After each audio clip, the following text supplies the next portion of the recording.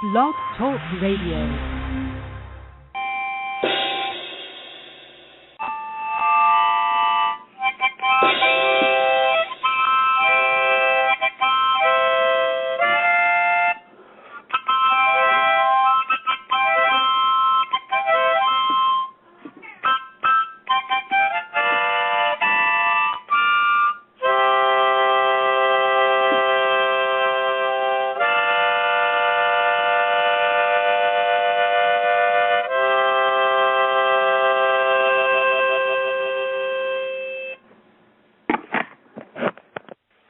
Welcome all to yet another episode of Manny's Speakeasy. Here today, Wednesday, April 2nd. Today is going to be a special episode. I know I say that a lot, but this one really means a lot to me. We're going to do a few prose pieces today, or I will anyway, and hopefully at the end we can get some callers in. I'm going to start off, it's going to be weird because we're going to do a little bit of a slant to the episode today. It's going to be start off with some nice pieces and then some really darker pieces. But I want to start off on a great note because I have just recently had one of my favorite works published. The work is called Polar Night, and it is in the second issue of the Top Hat Raven. I have a link to that on my Facebook page. I'm also going to put the links on my website and my YouTube upload for this video. It's a very special that I got this published, and I'm going to explain at the end of the show what I mean by that, and that'll lead into what will be a special edition coming up either Friday or Saturday, 15-minute edition. Anyway, we're going to go head first right into the pieces today.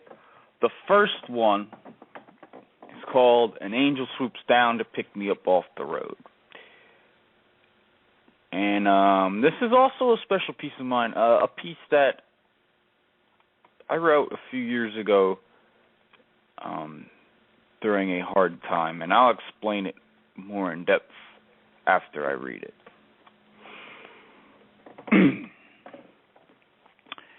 I walk to stumble, I crawl to move. How to disappear completely.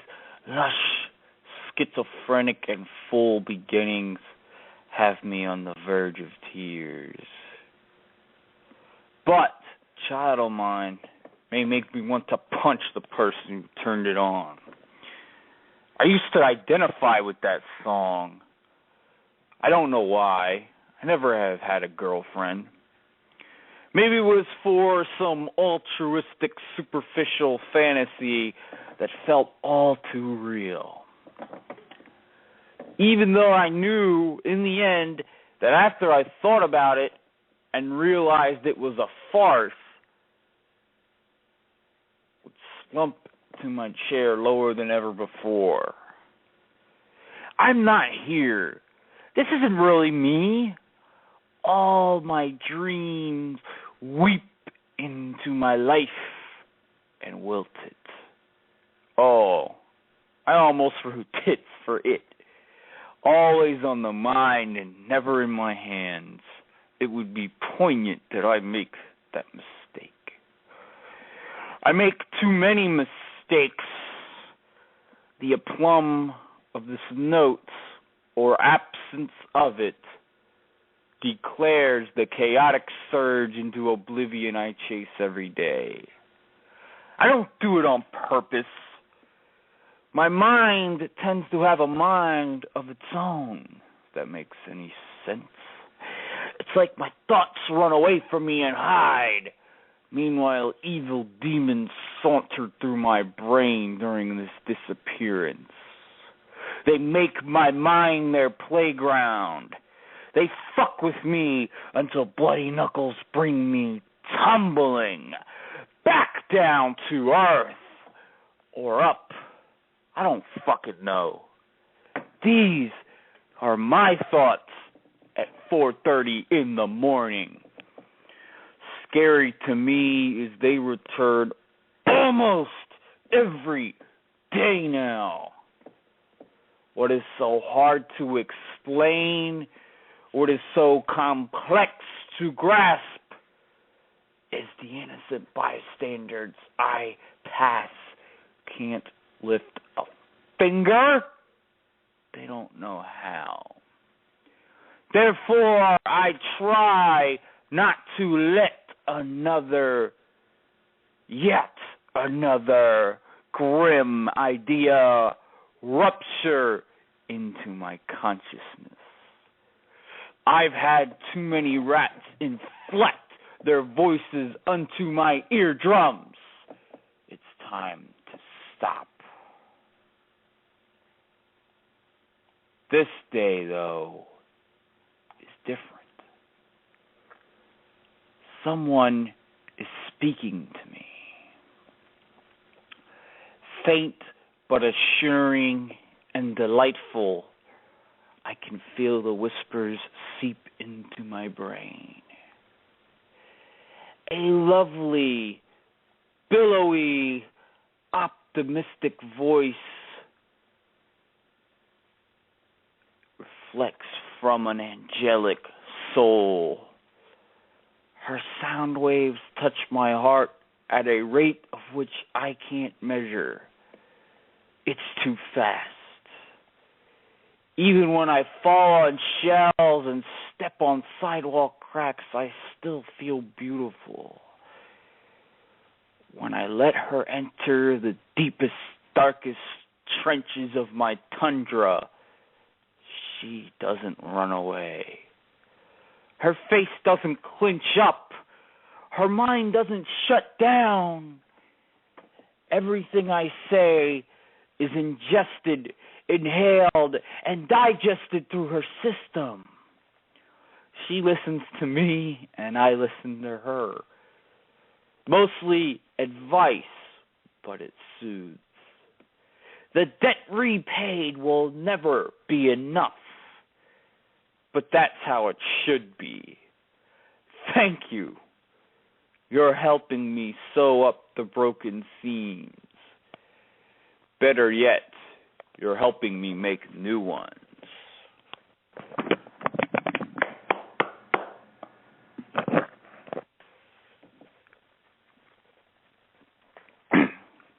That one was called An Angel Swoops Down to Pick Me Up Off the Road.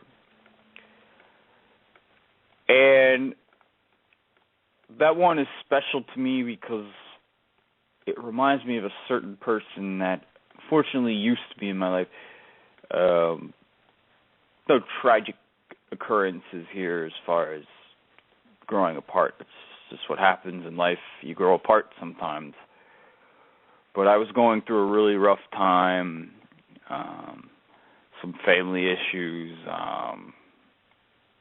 just a bunch of different personal issues at the time. It was also around the time of my first DUI, and this person worked with me and was in a position where we probably really shouldn't have been hanging out, and nothing happened, but she reached out to me, and I wasn't even expecting it, and it was just, I don't know, I guess it was just, I felt it was such a great gesture on her part, and then we ended up being better friends than we ever knew. It was one of those things where you meet somebody and, you know, you don't really know how great of people they are. Like, you see the outside that everybody sees, but then when you get to know them better and you get to see the inside, and you get to see that they really are great people, that's truly special to me. I love finding that out about people. And I must admit, a bit of a narcissistic reason for that is you seem to be one of the only people that know that side of that person. But it makes you feel more special, in my opinion. And that's what I love about people like that. When people like that let you in, it's like, it's just a special connection, and it makes both people, I think, feel better. But anyway, that one was called An Angel Swoops Down to Pick Me Up Off the Road. This next one here, yet another emotional piece of mine, but what isn't, will be, it's called Speeches. And this one, I think you could figure it out, but just think of a king that is overthrown. That's all I'm going to say. Speeches.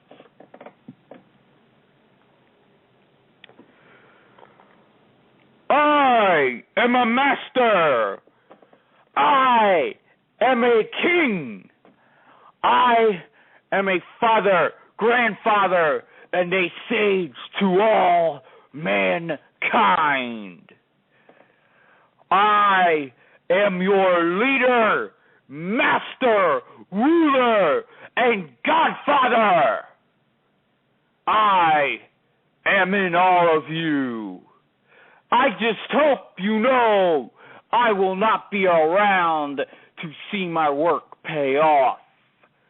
You all have to raise my teaching up, way up into the sky, and on occasion throw it back down to earth.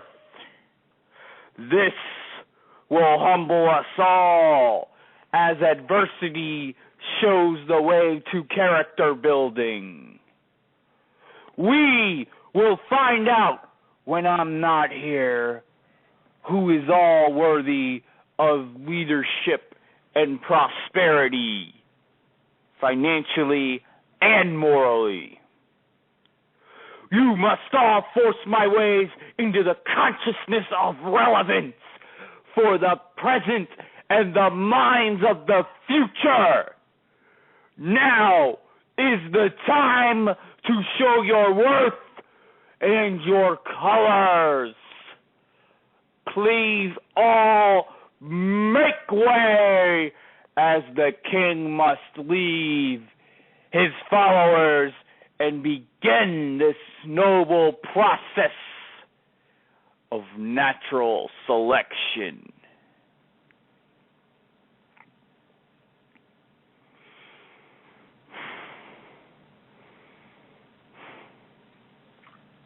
As he tried to march through the crowds with confident vigor, the people rose up. All of them! They grabbed, scratched, clawed at the king and all of his advisors. The pompous nature of the setting he attempted to accomplish showed his true colors. No security was even in sight. The people showed what they felt as well. Stoning usually elicits execution, especially against the king. There were too many to overcome, though. Some wooden daggers and swords made it through as well, leaving massive bruises. A final act of defiance, the king was hoisted onto uncountable shoulders, tossed into the air, and left to perish.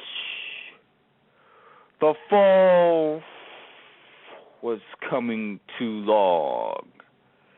The last plummet ended with an unforgiving thud onto cold and rocky dirt. Shades? I think not. They all jumped for glee, mashing moonshine together, dancing with their significant others, and shouting out rhythmic hymns of survival. It was a grand day, a grand act. The hope is though the king won't get up and survive. The hope is, even if he is somehow not to succumb to the barbaric injuries he has suffered, his personality dies today. The hope is the king as we know it dies today. The hope is the king that rose those lofty pedestals unto himself and spoke those chanting speeches of narcissism will die. But as he kneels, blood pouring from his mouth,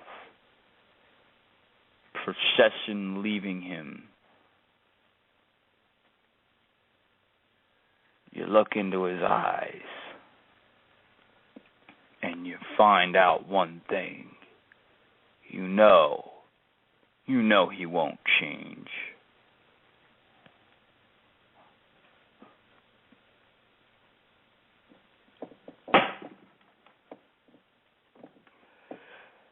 That one was called Speeches.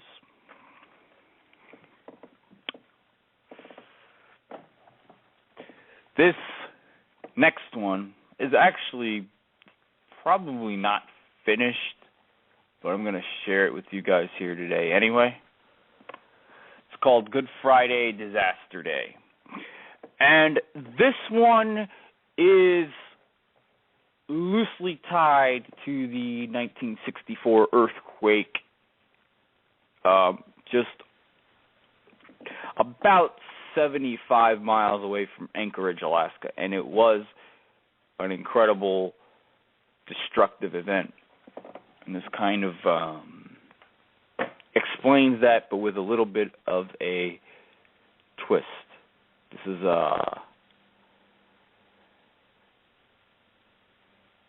Good Friday, Disaster Day.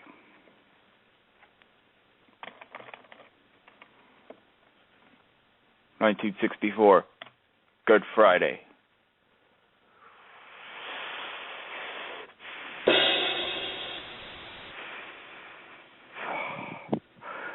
The shakes and tremors still give me nightmares.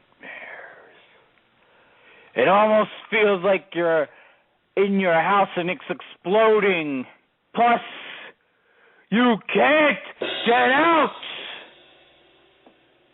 Cuts, bruises, broken bones, they all paralyze. It feels like my eyes are about to pop out of my fucking head. One of my arms is bent like a twig twisted back near my shoulder. Ah! This house is now reduced to rubble. Just piles and piles of broken shit. Outside, the scene is worse. I am crawling to survive. Unfortunately, everyone else is too. Their houses are all rubble also. I can't fucking believe this. Oh, wait. Oh, shit. Another one! Fuck! Okay. Well, this isn't as bad. But more shit got ruined. How much longer will this continue? Oh, my God, what the hell? There's a big wall of water headed here, too. Christ!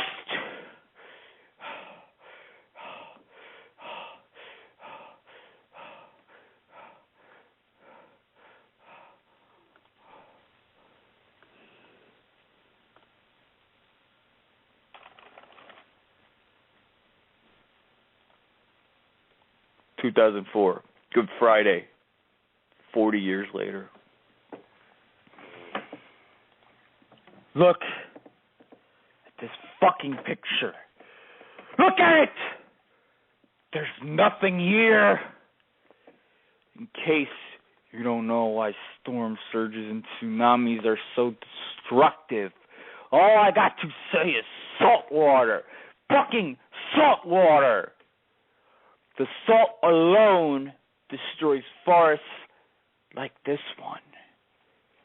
And all the waste in the ocean makes any home deluged by it uninhabitable.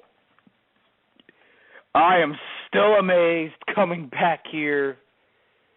The shakes and tremors still give me nightmares. So does the wall of water.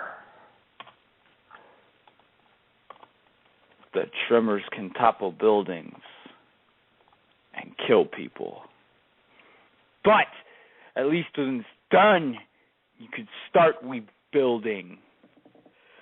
Salt water, ocean water, destroys homes and land and erases their presence off the earth. It's like a tainted piece of food. You can't go and try and fix the food. You have to throw it out. We had to throw the land out, let it decay, and move on. Barren this strip is all that resides here, and tainted land and the cold, icy air of Alaska. I wish this horrible wrath of nature on no one. Nope. None.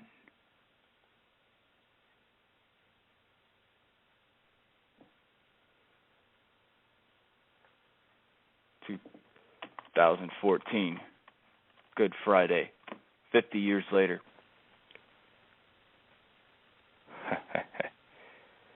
I come out of silence. I must put my stake on the table. The quake was not a quake. A weapon of mass destruction was placed there 50 years ago. How no one realized it was baffling. How no one questioned it was earth-shattering. No pun intended. While the quake was a quake according to the Richter scale, certain instruments we were messing around with measured that a volatile plate was sitting right on Turnagain arm. We didn't warn anyone. I was told not to. The weapon of mass destruction was thought. Brains brawn. We knew too much. We wanted to let it go. Our team did not believe the plate would rupture the way it did. Our team were a bunch of seismologists. We were truly the golden team. Alaska was a hot spot for development. In all honesty, we really didn't give a damn who got hurt. Did you not see us testing the environment? Did you not read the results? Did you not see my face? Our faces on camera? Do you see us in tears? Do you see us with regret or remorse? We got what we want out of it. Did we want many people killed, many bodies lay? No, maybe not. But did we get most of what we wanted out of it? Yes. The shakes and tremors still may give me nightmares. but not anywhere as near as much some of them civilians living. Just remember, we're seismologists. We're not fucking heroes. We are not your role models. We are not your protectors. Get it fucking straight. Live for yourselves. That's what we did. That was Good Friday, Disaster Day. As I said, this piece would have a bit of a slant to it today. That is the last piece I will give for you today. There's still a few minutes left. But I wanted to make some announcements like last week. Now, coming up either Friday or Saturday, I will have an impromptu episode. This will probably not be a poetry episode per se. I want to speak partially on my motivations in this field and what I would hope would be the motivations of people in this field, as well as what it feels like to sell your work around to people. Now, you don't technically sell it, but I'll explain what I mean by that. So there'll be a special episode next week.